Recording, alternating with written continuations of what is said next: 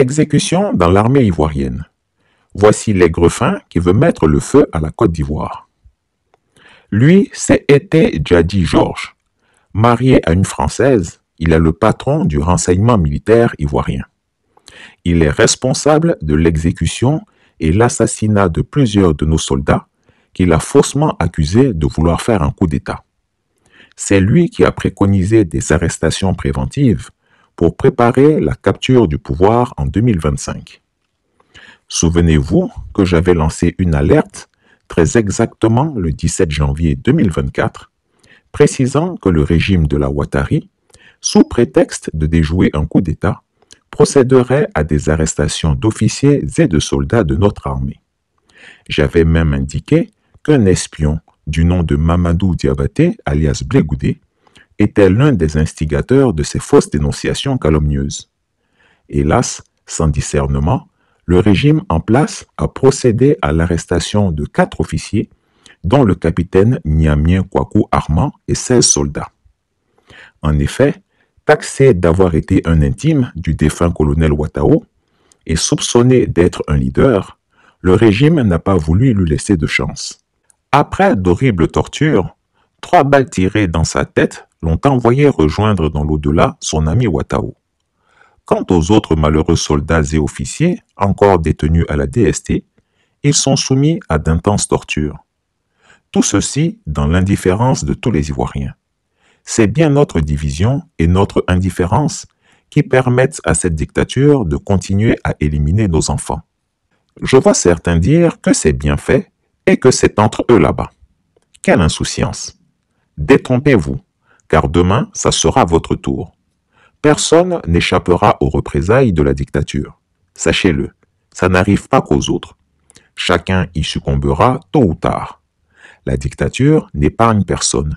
Si le despote Alassane Ouattara peut faire ça à Makloklo, ce n'est pas Maklakla qui l'absoudra.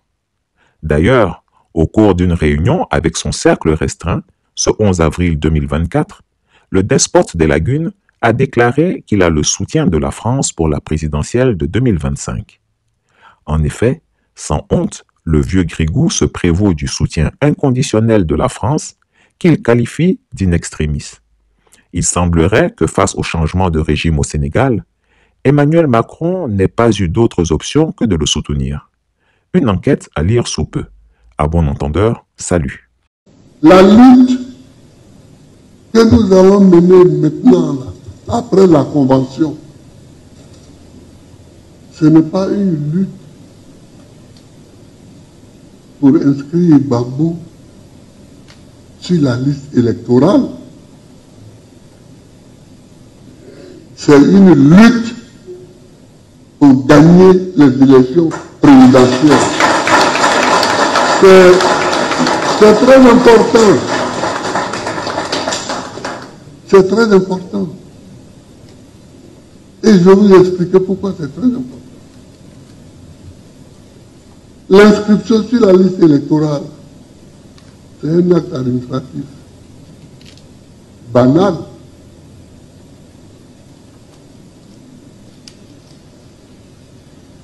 Le président de la République peut combiner avec un juge ou avec le monsieur de la CI, vous dites, bon, c'est CI, non? C'est ça. Ouais, mettons son nom. Et puis on met son nom. Et puis nous,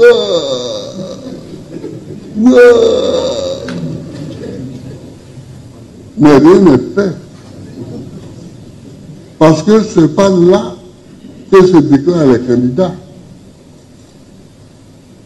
Les candidats qui vont compétir, qui vont concourir, sont déclarés au Conseil constitutionnel un mois ou 2 avant l'élection présidentielle. Donc ton nom peut être sur la liste, ou peut ne pas être sur la liste. Si le Conseil constitutionnel va dit que tu n'es pas candidat et que tu vas pas aux élections, tu fais quoi? C'est pourquoi il faut avoir en tête que ce n'est pas une bataille pour mettre le nom sur la liste. Si on met le nom sur la liste, c'est tant mieux. Ça nous fait des enjambées en plus que nous aurons gagné. Mais le problème, c'est d'être candidat et de gagner les élections. Il faut dès à présent que nous prenions les dispositions d'être partout sur le terrain pour être avec le peuple de Côte d'Ivoire, comme nous savons si bien le faire, et gagner les élections. Donc c'est important ce que je veux dire, ce que je vous dis là. Ils n'ont rien fait dans ce pays. Absolument rien. Ils n'ont rien fait dans ce pays. Les plus de 3000 morts qui sont morts de rien et pour rien. Personne ne les a tués. Les femmes d'Abobo ont été tuées par personne. Les femmes d'Abobo ont été tuées par personne. À peine revenus de la haie,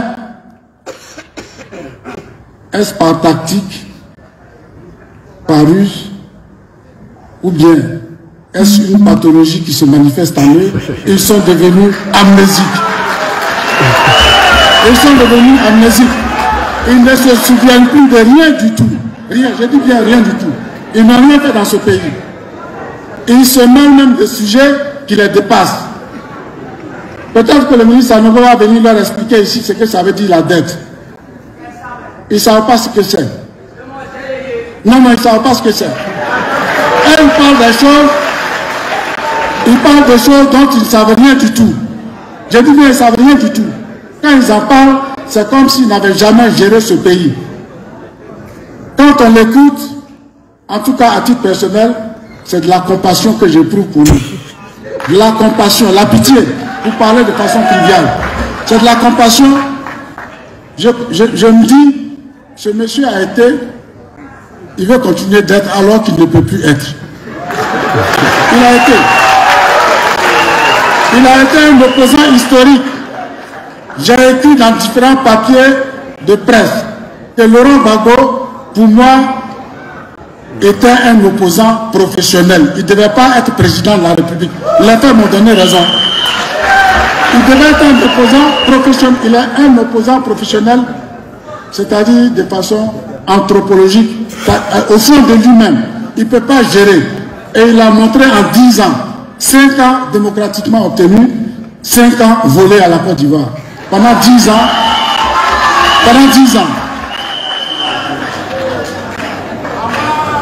Donc, s'il vous plaît, il faut que, chers amis, vous qui êtes ici, vous qui êtes les porteurs de la parole, vous qui êtes les voix du RHDP, il faut que vous commencez à leur parler, à leur rafraîchir la mémoire. Quand on dit que Gbagbo a braqué la BCEAO, on n'a pas dit qu'on allait le trouver accroupi avec Justin et Katina à côté de lui, lui en train de passer l'argent. C'est pas ça. Ce n'est pas ça. C'est pas ça. Non, c'est pas ça. C'est pas ça. On n'a pas dit que, nous on n'a pas dit qu'on l'a trouvé. Il était accroupi quelque part dans un coin de la BCEAO. Quand lui prend, il donne à Justin Katina. Lui aussi il donne à quelqu'un. C'est pas ça. Ce qu'on dit en français, c'est la responsabilité de la fonction. Ah oui, c'est la responsabilité de la fonction. Mais toi, tu es directeur.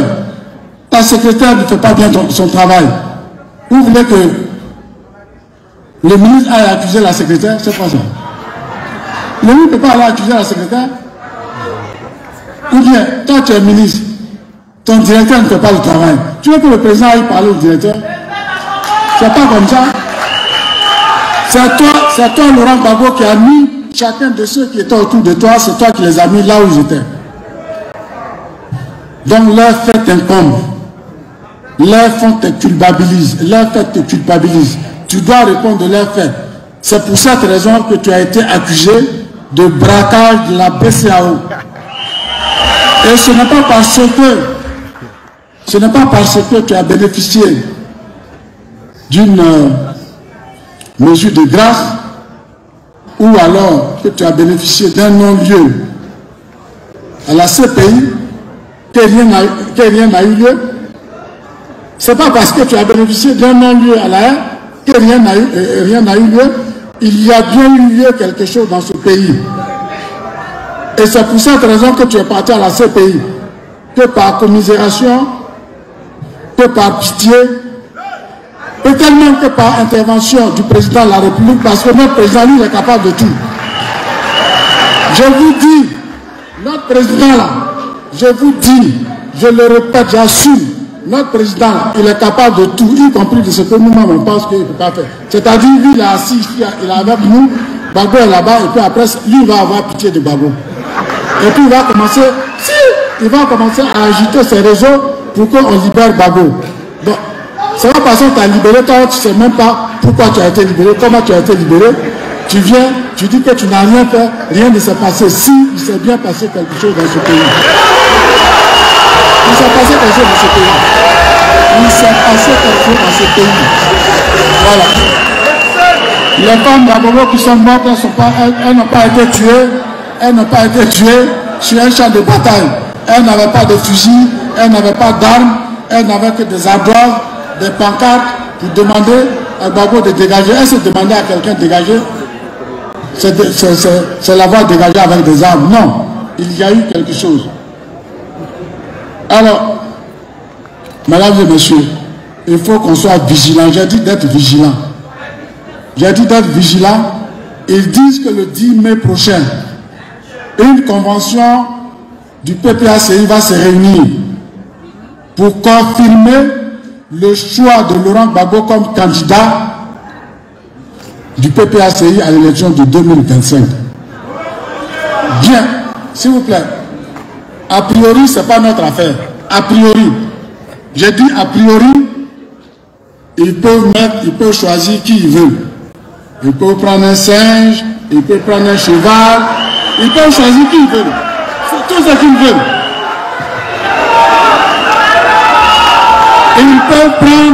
Ils peuvent choisir qui ils veulent. C'est leur droit le plus absolu. Sauf que dans le cas de Laurent Gbagbo, il est sous le coup d'une condamnation devenue définitive, au titre de laquelle il ne figure pas sur la liste électorale. Et quand il dit qu'il est candidat, quand les autres disent après lui en cœur qu'il est candidat, qu'il est leur candidat, ils sont en train de préparer le désordre. Ils sont en train de préparer le désordre. Bon, nous, j'allais dire, nous allons les attendre la fleur à la boutonnière, mais de façon ferme. On va les attendre la fleur à la boutonnière, mais de façon ferme. Et puis on va leur réciter les louanges de Nana Alassane Ouattara en alexandrin. On va leur dire que ça ne passera plus jamais dans ce pays. Jamais. La violence ne passera plus jamais dans ce pays. Par le nom, par la force de nos arguments, par la force de notre détermination, on va les faire reculer. Tant qu'il ne bénéficie pas d'une amnistie, il ne peut pas figurer sur la liste. Et tant qu'il n'est pas sur la liste, il n'est pas candidat. Et s'il s'obstine, bon, à faire venir des gens dans la rue, mais la rue n'est pas faite pour une catégorie de personnes. Nous tous là, on connaît la rue. Chris Yapi ne ment pas. Retrouvez Chris Yapi sur ses deux chaînes YouTube, sa chaîne Dailymotion, Instagram et VK.